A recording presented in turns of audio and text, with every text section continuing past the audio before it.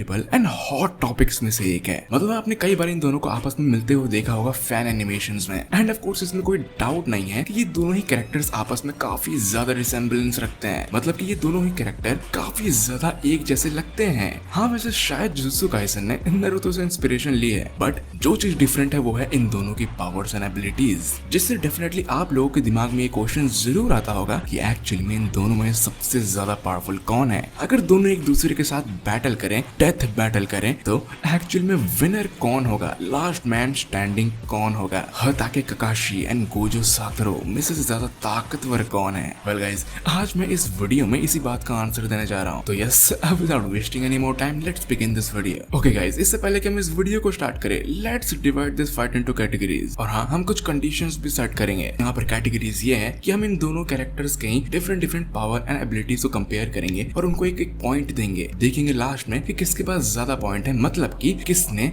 ज्यादा कैटेगरीज में जीत हासिल की है। और हम इस वीडियो के एंड पार्ट में इन दोनों के फाइट को एनालाइज भी करेंगे एंड विनर डिक्लेयर करेंगे। तो सबसे पहला कैटेगरी है एनर्जी लेवल। अब यहाँ पे मैंने डेफिनेटली एनर्जी लेवल नारुतो के चाक्रा को कंसिडर किया है और जुजुत्सु काइसन में कर्स्ड एनर्जी को। अब जो लोग भी नारुतो देखते होंगे उन्हें ये बात अच्छे से पता होगी, जो ककाशी का चाक्रा नेचर था one of the most strongest chakra nature में से एक था। बट सवाल ये उठता है कि ककाशी के अंदर कितना चाक्रा रिजर्व था। इसमें कोई डाउट नहीं कि ककाशी के अंदर एक अच्छा खासा चाक्रा रिजर्व हमेशा रहता था। वो एक बहुत ही ज्यादा पावरफुल शिनोबी था, बट क्योंकि ककाशी ओबीटू का एक शारिंगान पोजेस करता था जो कि उसका नहीं था, और ककाशी उचिहा भी नहीं था, दैट मींस कि उसका शारिंगान उसका बहुत ज्यादा चाक्रा कंज्यूम करता था। और हमने कई बार ये देखा है, कई बार से मेरा मतलब है बहुत ज्यादा बार ये देखा है कि ककाशी हताके बैटलफील्ड में कई बार ढेर हुआ है या फिर एग्जॉस्ट हुआ है चाक्रा के खत्म होने के बाद या फिर शारिंगान को ओवर यूज करने के बाद। ककाशी ने नारुतो को ये बात अच्छे से समझाई थी कि नारुतो का जो बेस चाक्रा लेवल है वो ककाशी से भी 4 गुना ज्यादा है, और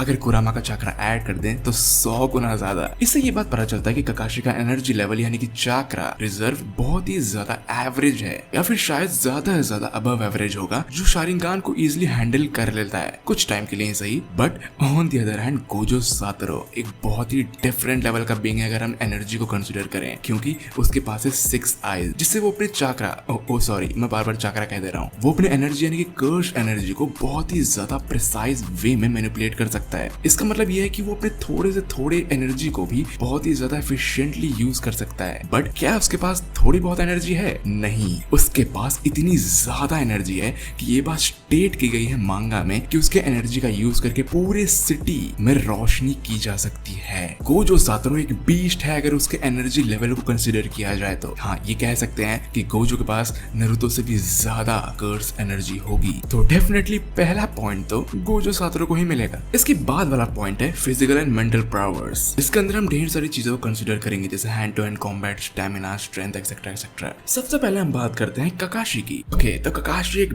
बीस्ट है अगर हम बात करें टाइजुत्सु यानी कि हैंड टू हैंड कॉम्बैट की। हमने कई बार ये देखा है कि ककाशी 2-2 फाइट करता है एस रैंक शिनोबी से या फिर गॉड लेवल बीइंग से। हमने कई बार ये देखा है कि Kakashi one of the most powerful enemies से भी बहुत ही easily hand to hand combat में जीत जाता है। और हाँ, ककाशी के रिफ्लेक्सेस तो बहुत ज्यादा होंगे ही, क्योंकि उसके पास एक शारिंगान है जो कि उसके रिफ्लेक्सेस, स्पीड एंड ओवरऑल टाइजुत्सु यानी कि हैंड टू हैंड कॉम्बैट को इनहैंस करता है। एंड नो डाउट गाइस, ककाशी का स्टैमिना भी बहुत ज्यादा है। हमने देखा है कि ककाशी कई घंटों तक, कई दिनों तक ट्रेनिंग कर सकता है। इनफैक्ट वो कुछ गेट्स भी खोल सकता है जिससे अपने स्टेमिना एंड इनर स्ट्रेंथ को और भी ज्यादा इनहैंस कर सकता है। अगर बात करें ककाशी की स्पीड की, तो गाइस मुझे ये बात बताने की जरूरत नहीं कि ककाशी ने चिदोरी का इन्वेंशन किया था, और हाँ, वो एक लाइटनिंग को आधा आधा काट सकता है, इसलिए उसके चिदोरी का नाम दिया गया था राइकिरी। तो मुझे